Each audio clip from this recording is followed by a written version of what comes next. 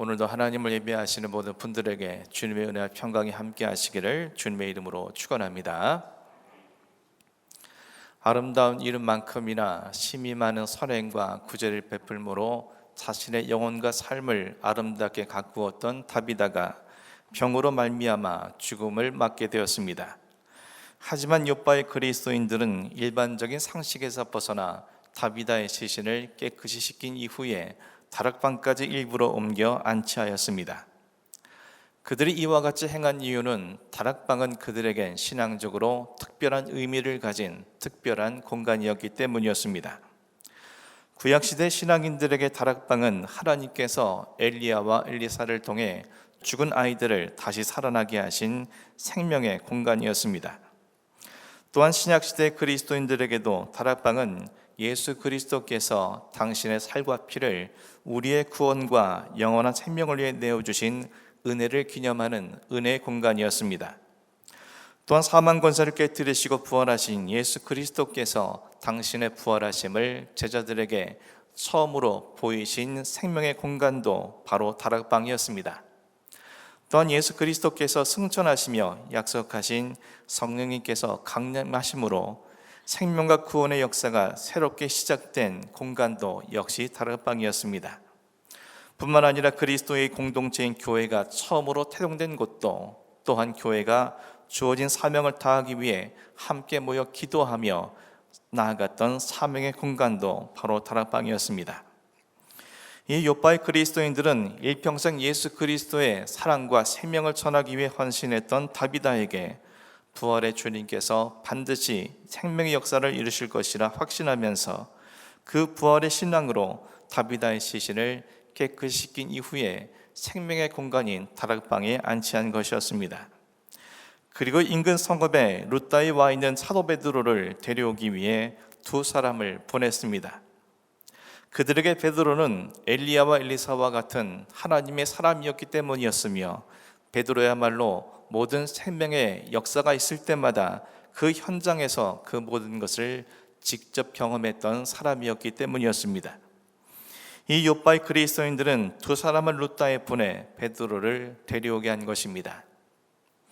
룻다에 있던 베드로는 자신을 데리러 온 욥바의 그리스도인들로부터 다비다에 관한 모든 자초지정을 듣게 되었을 것이고, 그는 지체하지 않고 일어나 그들과 함께 욥바로 와서 다비다가 안치되어 있는 다락방에 올라갔습니다. 그리고 그때 있었던 일들에 대해서 오늘 본문 40절 말씀이 이렇게 전해주고 있습니다. 베드로가 사람을 다 내보내고 무릎을 꿇고 기도하고 돌이켜 시체를 향하여 이르되 다비다 일어나라 하니 그가 눈을 떠 베드로를 보고 일어나 앉는지라. 베드로가 다비다가 안치되어 있는 다락방에 들어갔을 때 그곳에는 이미 많은 과부들이 다비다의 시신 곁에서 슬피 울며 서 있었습니다. 그리고 다비다가 자신들에게 베풀어준 사랑의 증표인 그녀가 직접 만들어준 속옷과 겉옷을 다 내보였습니다. 욥바의 그리스도인들이 베드로에게 말해준 다비다의 심이 많은 선행과 구제가 무엇인지 직접 확인하는 순간이었습니다. 먼저 베드로는 방 안에 있던 모든 사람들을 다 밖으로 나가게 했습니다. 그리고 베드로는 다비다의 시신 앞에 무릎을 꿇었습니다. 그리고 그 다비다를 위해 간절히 기도했고 그 죽은 다비다의 시신을 향해서 이렇게 말했습니다. 다비다야 일어나라. 우리말 다비다에 일어나라는 말을 베드로는 당시 자신이 사용했던 아람어로 말했을 것입니다.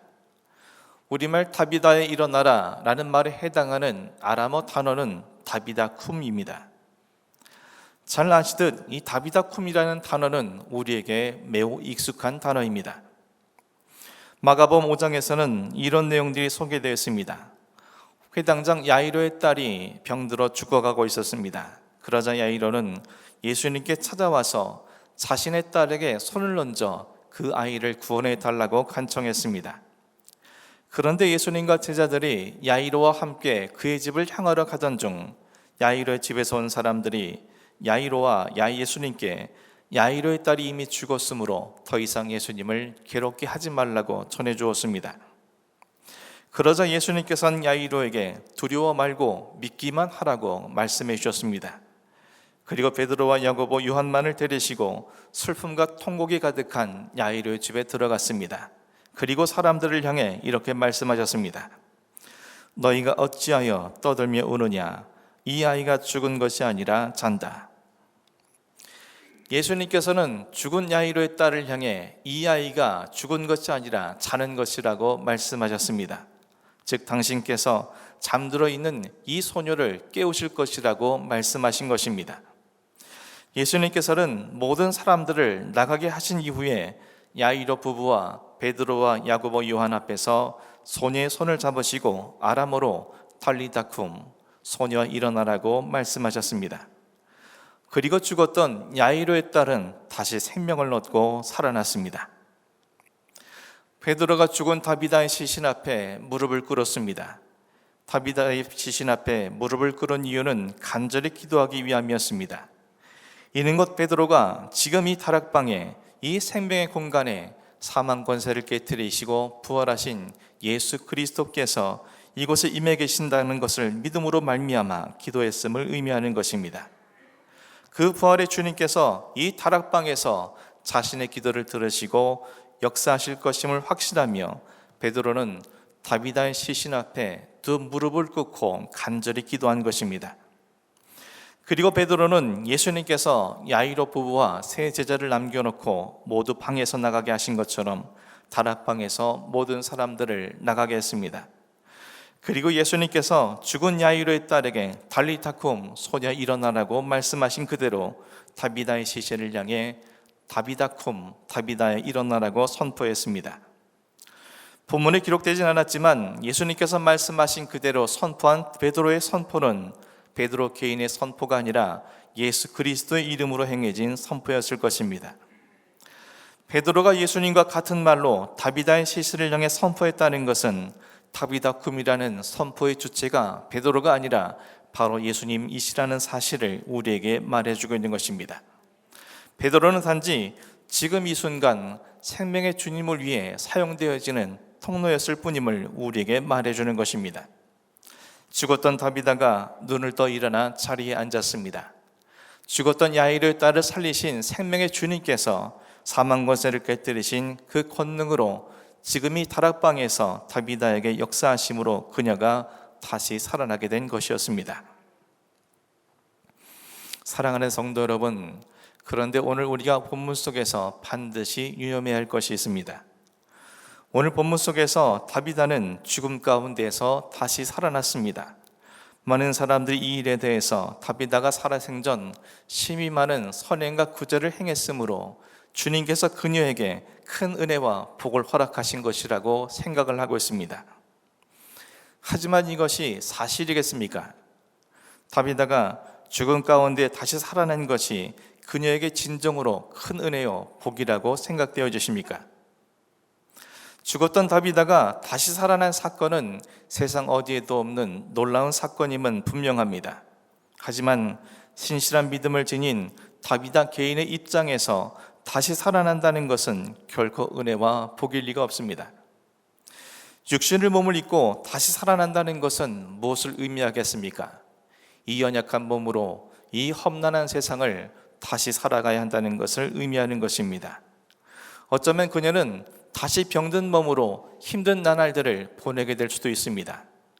또는 이 세상에서 헌신과 수고의 삶을 또다시 살아가야만 할 것이고 때때로는 고통과 눈물과 애통의 삶을 살아가게 될지도 모릅니다. 그리고 결국에는 또다시 그녀는 죽음을 맛보아야만 하는 것입니다.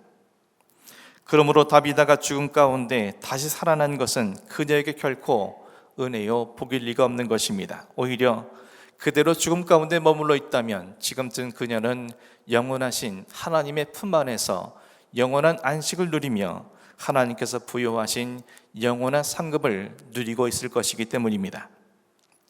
그럼에도 불구하고 주님께서 그녀를 죽음 가운데서 다시 살리신 것은 결국 남겨진 자들, 다시 말해 욥바의 그리스도인들과 과부들과 그리고 욥바의 사람들, 심지어 오늘의 우리에게 이르기까지 반드시 그녀를 통해 말씀하시고자 하는 교훈이 있으시기 때문일 것입니다. 그렇다면 주님께서는 죽음 가운데서 다비다를 다시 살림으로 말미암아 우리에게 어떤 말씀을 하길 원하셨겠습니까? 먼저는 욥바의 그리스도인들을 견고한 부활 신앙으로 세워주시기 위함이었습니다. 부활의 신앙을 지닌 욥바의 그리스도인들은 부활의 주님께서 죽은 다비다에게 역사하실 것임을 확신하면서 다비다의 시신을 깨끗이 씻기어 생명의 공간인 다락방에 안치하였고 18km나 떨어져 있는 루다이까지 가서 베드로를 데리고 왔습니다. 이처럼 행하기는 했지만 사실 어떤 결과가 나올지 그들로서는 알 길이 없었습니다. 그런데 그들의 믿음대로 정말 다비다가 죽음 가운데서 살아났습니다. 이 놀라운 사건이 그들에게 얼마나 큰 위로와 소망이 되었겠습니까? 사망 권세를 이기신 주님께서 지금 이 다락방에서 역사하셨음을 직접 목격한 이 순간 그들에게 얼마나 큰 기쁨과 믿음이 주어졌겠습니까? 그리고 이 경험은 앞으로 그들의 삶에 얼마나 큰 능력이 되겠습니까? 그 어떤 일을 만나더라도 다비다를 죽음 가운데서 살려내신 예수 그리스도를 의지함으로 날마다 승리의 삶을 살아가지 않았겠습니까? 다비다가 다시 살아난 사건은 그들의 부활 신앙에 대한 주님의 응답이자 위로이자 소망과 능력을 베풀어 주신 것이었습니다. 그들의 부활 신앙으로 더욱더 굳게 일어서서 이 세상을 변화시키는 당신의 도구가 되라는 주님의 엄중한 명령이었던 것입니다. 사랑하는 성도 여러분, 우리의 부활은 육체의 생물학적인 죽음을 통해서 얻는 것이 결코 아닙니다. 그리스도인들은 자신의 죄값을 대신 치러주시기 위하여 예수 그리스도께서 십자가 위에 죽으신 것에 연합하여 자신의 옛사람이 죽은 사람들이요 죽음을 깨뜨리시고 부활하신 예수 그리스도와 연합함으로 다시 새로운 피조물로 부활한 사람들입니다. 그리스도인들을 가리켜서 거듭난 사람들이라고 말하고 있지 않습니까? 거듭난 사람의 의미가 무엇입니까? 거듭났다는 것은 다시 살아났다는 말이요 다시 살아났다는 것은 부활했다는 말인 것입니다. 그러므로 우리는 이미 부활한 사람인 것입니다. 우리가 이 육체가 썩어 없어진 뒤에 이 세상 마지막 날 우리가 신령한 몸으로 부활할 수 있는 것은 우리가 이미 그리스도 안에서 영원한 부활의 삶을 살아가는 사람들이기 때문인 것입니다. 그러므로 이 땅에서 부활의 신앙으로 살아가야만 우리에게는 참된 부활에 주어질 수 있는 것임을 말씀해 주고 있는 것입니다. 죽었던 다비다를 다시 살리심으로 주님께서 말씀하시고자 하시는 또 다른 의미는 과부들을 비롯한 욥바 사람들에게 참 생명을 주시기 위함이었습니다. 다비다의 죽음을 가장 슬퍼했던 사람들은 다비다의 선행과 구제의 대상이었던 과부들이었습니다. 그런데 오늘 본문 속에서 그 과부들이 믿음을 가진 사람인지 아닌지 분명하게 말하고 있지 않습니다. 하지만 오늘 본문 속에서 믿는 자들을 향해 욥바의 제자들이라고 언급한 것을 보게 되면 오늘 과부들은 믿음을 갖지 못한 비그리스도인이라는 사실을 우리에게 말해주고 있습니다. 3주 전에 이미 살펴본 것처럼 당시 과부로 살아간다는 것은 힘들고 어렵고 불안한 삶을 살아간다는 의미였습니다. 매일 하루하루의 생존 그리고 늘 걱정하며 살아가야만 하는 그들의 삶이었던 것입니다. 그런 그녀들을 보호해 주거나 책임져 주는 사람은 이 세상에 아무도 없었습니다. 그런 그녀들에게 선행과 구제를 베풀어 준 다비다는 든든한 버팀목이자 그녀들이 희망을 잃지 않고 살아갈 수 있도록 해주는 마중물과 같은 존재였을 것입니다. 그런 다비다가 죽었으니 그녀들로서는 세상이 무너지는 것과 같은 상실감과 슬픔이 임하게 되었을 것입니다. 그런데 죽었던 다비다가 지금 자신들의 눈앞에서 다시 살아났습니다. 다비다가 믿었던 부활의 주님께서 그녀의 생명과 영혼을 보호해 주시고 책임져 주신 것을 자신들이 직접 목격하게 된 것입니다. 이후에 어떤 일이 일어났는지 본문 41절 42절이 말씀하고 있습니다. 베드로가 손을 내밀어 일으키고 성도들과 과부들을 불러들여 그가 살아나는 것을 보이니 온 욥바 사람이 알고 많은 사람이 주를 믿더라. 죽음 가운데 다시 살아난 다비다를 보고 과부들을 비롯한 욥바의 많은 사람들이 생명과 부활의 주이신 예수님을 믿게 되었습니다.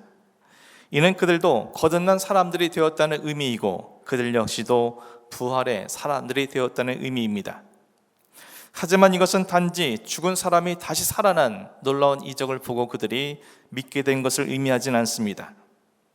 원어 성경에서는 42절 다비다가 다시 살아났다는 것을 욥바 사람들이 알고라는 단어 속에서 알다라는 말을 지식적으로 아는 것이 아니라 직접 보고 듣고 경험함을 통해서 안다는 것을 의미로 기록하고 있습니다. 즉 그들은 다비다를 통해서 예수 그리스도께서 생명과 부활의 주이심을 직접 보고 듣고 경험하게 되므로 과부들을 비롯한 많은 욥바 사람들이 예수 그리스도에게 자신들의 생명과 영혼을 보호하시고 책임져 주신 분임을 믿으면서 자신의 구주로 고백하게 된 것임을 말씀해 주고 있는 것입니다. 이 모든 역사가 어떻게 일어나게 되었습니까? 욥바의 그리스도인들이 부활 신앙으로 참된 믿음으로 행한 행위의 결과였으며 죽음 가운데서 다시 살아남으로 말미암아 자신에게 주어진 영원한 안식과 영원한 상급 뒤에 그들을 통해 역사하시고자 하시는 주님의 뜻이 우리에게 나타나게 된 것입니다. 사랑하는 성도 여러분, 요즘과 같이 기독교가 세상 사람들로부터 부정적인 판단을 받고 또 지탄의 대상이 된 적이 있었나 생각해 보게 됩니다. 몇 달이면 끝날 줄 알았던 코로나 바이러스 감염 사태가 언제 끝날지 알 수 없을 정도로 장기화되고 있습니다. 언제 어디에서나 코로나 바이러스에 감염될지 모른다는 불안감 속에 사람들은 큰 두려움을 안고 살아가고 있습니다. 이런 것 사람들은 그 어느 때보다도 자신들과 상관없다고 생각했던 죽음의 그늘 아래 그들이 살아가고 있음을 의미하는 것입니다. 그 어느 때보다도 죽음과 고통을 가장 밀접하게 피부로 느끼며 그들은 살아가고 있는 것입니다. 기독교의 사명이 무엇입니까? 죄와 사망의 그늘 아래 두려움 속에 살아가는 자들에게 참 생명을 전해주고 그들에게 위로와 소망 그리고 사랑을 전해주는 것 아니겠습니까? 그런데 세상 사람들에게 비춰지는 오늘날 교회의 모습은 코로나 바이러스를 확산시키는 주범으로 비춰지고 있습니다. 참 생명을 전해줘야 할 교회가 오히려 죽음을 전해준다고 생각하고 사람들에게 위로와 소망을 전해주어야 할 교회가 오히려 불안을 전해주고 있으며 사랑을 전해줘야 할 교회가 오히려 이기심 가득한 모습으로 그들에게 비춰졌기 때문이었습니다. 사랑하는 성도 여러분, 예수님께서 베드로를 통하여 다비다에 일어나라 다비다 쿰이라고 말씀하신 것처럼 우리 각자에게도 오늘 본문 말씀을 통해 일어나라고 말씀하고 계십니다. 부활신앙을 지닌 자답게 일어나 세상 사람들에게 참생이 무엇인지 알게 해주고 그들을 위로와 소망을 전해주며 사랑하라고 우리에게 말씀해주고 있습니다. 이를 위해 무엇을 해야겠습니까? 먼저 성도로서 바른 자기 성찰이 있어야만 합니다. 성도는 구별된 마음, 구별된 생각, 구별된 목표와 구별된 가치관으로 오직 진리를 따라 살아가는 그리스도인들을 의미하는 것입니다. 얼마 전 언론을 통해 안중덕이라는 목사님께서 코로나 시대가 전해주는 메시지라는 글이 회자된 적이 있습니다. 대통령께서 그 글을 인용함으로 더욱 화제가 된 글이기도 합니다. 그 글을 여러분께 잠시 소개해드리고자 합니다. 마스크를 착용하라는 것은 잠잠하라는 뜻입니다. 막말과 거짓말을 하지 말며 불필요한 말을 줄이고 타인의 말에 귀를 기울이라는 말입니다. 손을 자주 씻으라는 것은 마음을 깨끗이 닦으라는 뜻입니다. 마음의 거울을 닦으면 자신이 보이고 마음의 창을 닦으면 이웃도 보일 것입니다. 사람과 거리를 두라는 것은 자연을 가까이 하라는 뜻입니다. 사람끼리 모여 살면서 서로 다투고 상처를 주지 말라는 말입니다. 공기와 물과 자연의 생태계를 돌보며 조화롭게 살라는 말입니다. 자연을 가까이 하면 마음이 넉넉하여 모든 것들을 사랑하게 될 것입니다. 대면 예배를 하지 말라는 것은 언제 어디서나 하나님을 바라보라는 뜻입니다. 위안을 얻거나 사람에게 보이려고 예배당에 가지 말고 천지에 계신 하나님을 예배하라는 말입니다. 어디서나 고요하게 하나님을 대면하면 그 나라와 그 뜻에 가까이 이르게 될 것입니다. 집합을 하지 말라는 것은 소외된 이들과 함께하라는 뜻입니다. 모여서 선동하거나 힘자랑하지 말고 사람이 그리운 이들의 벗이 되라는 말입니다. 오는 이들과 함께 울고 무거운 짐을 홀로 진 이들과 나눠진다면 세상은 사랑으로 포근해질 것입니다. 참으로 깊은 깨달음을 주는 자기 성찰이 아닐 수 없습니다. 그렇게 대통령께서도 안중덕 목사님의 글을 자신의 SNS에 인용하여 올린 것 아니겠습니까? 그 어느 때보다도 더 죽음과 밀접한 삶을 살아가는 이 시대의 사람들은 부활신앙을 가진 우리를 통해서 참 생명이 무엇이며 우리의 생명을 누구에게 의탁해야 할 것이고 이 끝이 보이지 않는 절망의 터널 속에서 소망의 빛을 보기를 기대하고 있습니다. 하지만 그들의 그런 기대가 무너지게 될 때 세상은 우리를 향해 더 분노할 것이고 그들의 마음은 다칠 것이며 반감을 갖게 될 것이고 교회는 더 이상 이 세상에서 교회로서의 사명들을 감당하지 못하게 될 것입니다.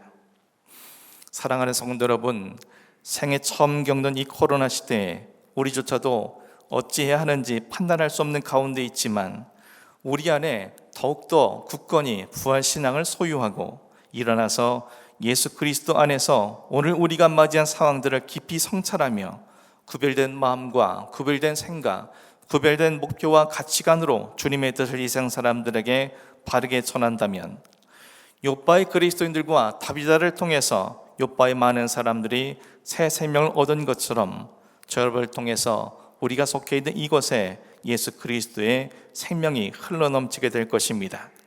오늘 주님께서 다비다 쿰이라고 말씀하신 것처럼 저와 여러분이 영적으로 신앙적으로 다시 일어나 하나님을 위해 귀하게 쓰임받는 복단자로 설 수 있기를 주님의 이름으로 간절히 축원합니다. 기도하겠습니다.